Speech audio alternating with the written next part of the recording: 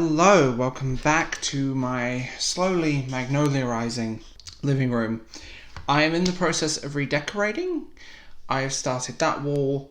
Everything's a bit of a mess. I apologise. Here is a deep dive into Sharp Objects. Now, Sharp Objects is a book written by the wonderful Gillian Flynn.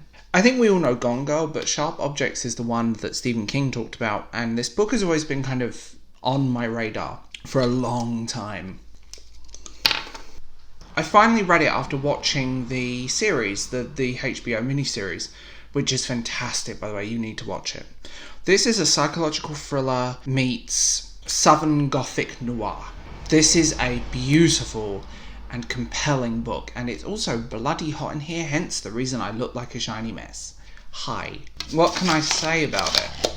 First things first, what's the story? Now, the story is, she is an alcoholic. She has spent some time in a psychiatric ward for self-harming, and she ends up coming home to her socialite mother and to solve a mystery, this murder. The irony is, the murder is half the story, and you have these compelling and bizarre characters thrown in to this bizarre mix of people. I mean, she's damaged. She's very damaged. She's dealing with a lot. Her body is covered in scars. She is this interesting and almost broken character, which I really like. And the detective is your typical hard-nosed detective. There's a bit of a love triangle happens in this book, but it's not the love triangle of a YA love triangle. This is more, I'm broken and I need fixing love triangle. The characters are bizarre, they're abstract, they are people that have a lot of problems, they are broken in their own right.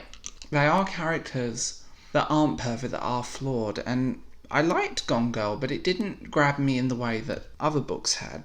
She is a phenomenal writer who has this great voice, and this is probably the best thing she's written. I just couldn't put it down. I started reading it because I watched the mini-series, and that mini-series is spectacular. I mean, it's beautifully shot.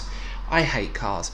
Southern Gothic noir. It's handled beautifully. It's just stunning, and the visuals of the book are translated into the visuals of the mini-series, and you end up just not being able to put it down. Like, the psychological breakdown of all these characters, each one of these characters is as fucked in the head as the next.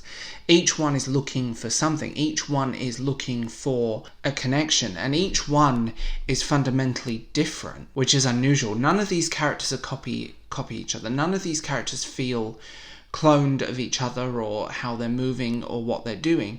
None of these characters leave you wanting cold. All these characters are as interesting as the next, and the way the story plays out, the back and forth between the past, the present, what's happening, what's happened, the characters intertwining, the relationships, the monologues, the dialogue, you end up getting pulled into this sinister, pretty, and disturbing Southern Gothic noir.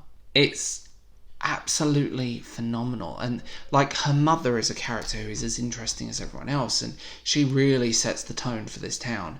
It's your typical southern town. It's a bit of money there, and it just, the way it all plays out and pulls everyone in. The characters, her half siblings, are weird, and you end up with this sort of counterplay between them. You end up with so many characters that are going back and forth and forward, and where they go and how they're going and what they're doing, and you end up going into this book literally not being able to put it down. It's fascinating, it's brilliantly written, and I want more books like this. I love this style. The mini-series got me into reading it. Watch the mini-series, read the book. They're very much one in the same. Other than some minor story changes here and there, they are basically the same thing. And the mini-series, the acting is phenomenal, and it uses the book in such a subtle way. This is a subtle read. It's a read that's going to make you think and where you're going. It's going to play with your head, and it's going to fuck your brains out. Her own history, her characters, the fact that, you know, her alcoholism, her self-harm, all of these things play into what's happening and where they're going. All of these characters want something, and none of them get what they want. This is absolutely mind-blowing, and the writing is gorgeous, and the characters are well played out within the story narrative, and the story keeps you on edge. I couldn't put this book down. I got it on my e-library on my Kindle, Absolutely fantastic. Do check it out, and do tell me if you guys have read it. Stephen King talked about this book, and my God, was he right. That man is never wrong, I don't think. As always, I will talk to you guys later. Bye.